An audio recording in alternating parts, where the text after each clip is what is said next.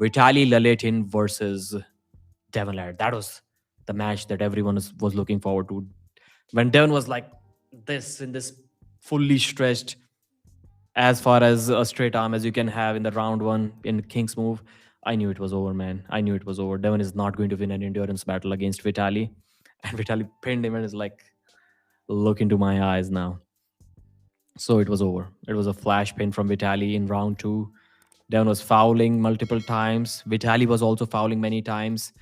Devon went for a flop press. He kind of stopped Vitaly. Then Vitaly had to foul. There was reviews, protests everywhere.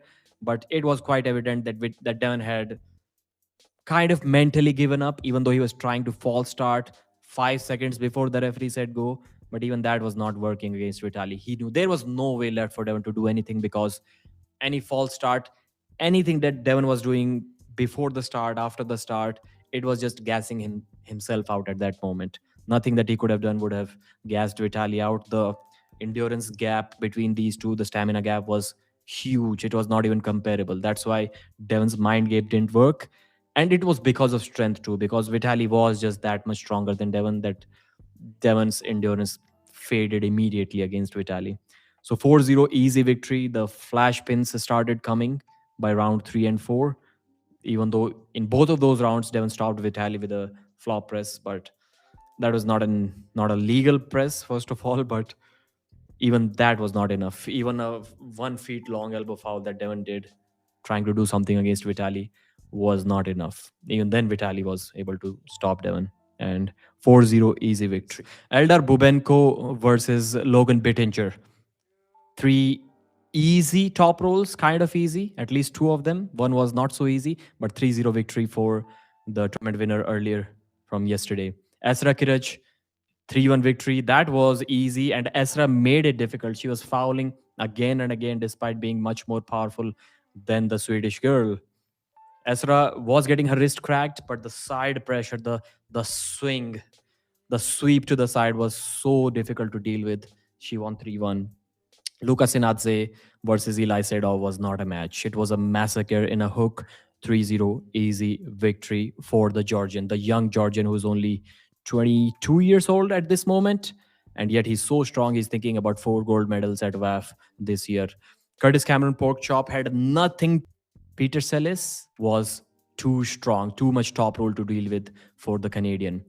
And this guy, man, I need to apologize to him 10 times for doubting him again and again. I'm talking about the guy in the glasses, BOGDAN STOICA. Top rolled NUGO CHIKADZE round 1, stopped NUGO's top roll and out top rolled him. Even though there were some fouls on NUGO, there was a restart. Still, STOICA won the first round. Next time, NUGO went in a hook. STOICA pulled him out of his hook and beat him in a hook too. Deep, deep hook. 2-0 BOGDAN STOICA. But endurance wasn't working too much in his favor. The third round got really, really close. I think there were some fouls there too. Bogdan kind of won there, but he fouled. He pinned NUGO a couple of times in the third round too, but both times he did an elbow foul. Then NUGO made his comeback. This time he pinned Bogdan STOICA and even slapped him a couple of times behind his back in the previous round. And in the final round, that was again a back and forth, reviews, protests, elbow fouls, couple of elbow fouls from Bogdan. I think the review was successful at one moment, but then he finally got pinned by NUGO, and NUGO was crying after the match. For both of them, it was the most difficult match of their career. VLAD the Destroyer literally got destroyed by MANIFESTOR. MANIFESTOR, too strong. The wrist curl, one of the most powerful wrist. It's almost like a Rustam Babayev style wrist curl. It was that good. So Vlad had no chance, even though he started shooting for a hook.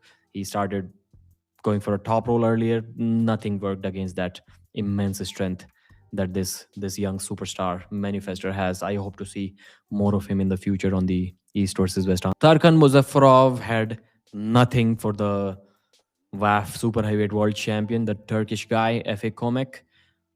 Too much finger containment. Like this was a big mismatch. Like no slipping, nothing going on here.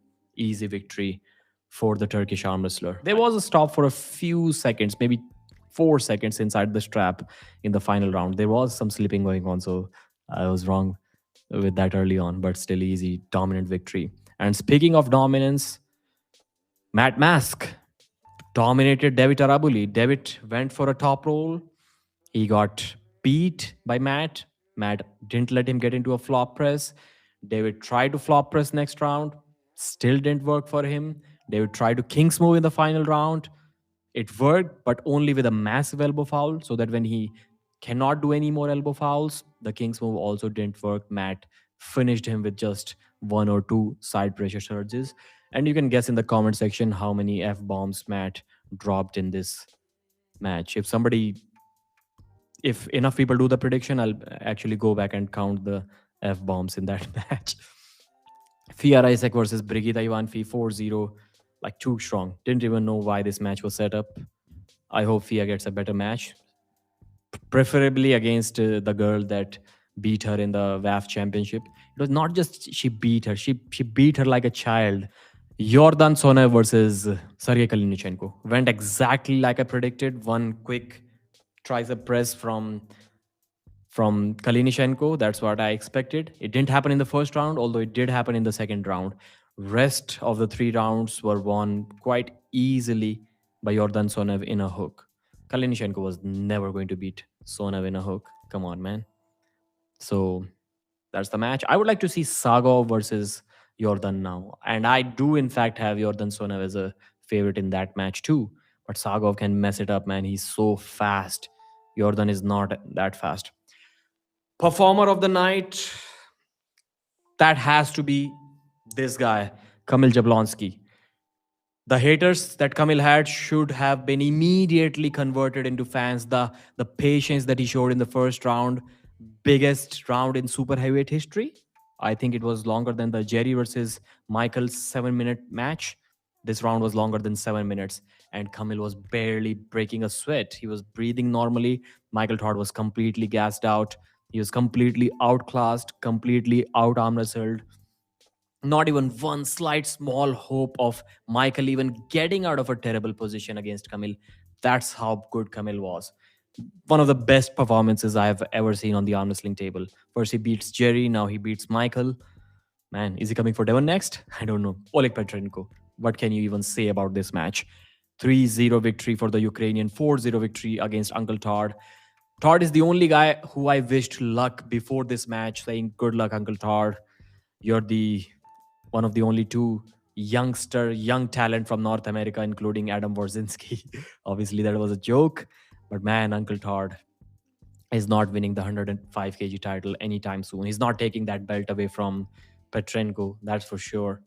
He didn't even slip. I think Petrenko can do the same to Uncle Todd in the 95 kg division, because you don't really lose that much hand strength when you cut weight, but he won't be cutting any weight. That's it for this video. If you still want to purchase the pay-per-view, you can use the code Pradeep and go to the link in the description. I'll see you again.